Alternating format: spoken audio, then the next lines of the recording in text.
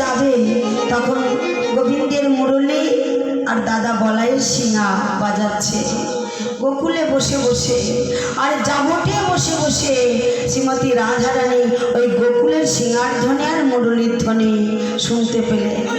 শুনতে পেয়ে হরিবল শুনতে পেয়ে শ্রীমতী রাধারানী বলছে, ওই তো আমার বধূ গোষ্ঠে যায়, আমার গোষ্ঠে যাবে আমার বধূ, দেখো ওই তো মুরলীর ধ্বনি শুনতে পায়, ওই তো শিঙার ধ্বনি শোনা যায়।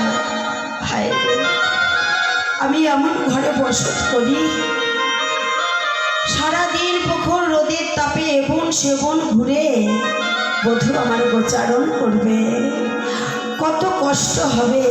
আর সেই গোষ্ঠে যাওয়ার সময় ওই চাঁদ বদন রূপটি আমি একবারের জন্য দেখতে পেলাম না, একটা কথাও বলতে পারলাম না। তাই সেই কথা ভেবে শ্রীমতী রাধারানী মনে দুঃখ করছে।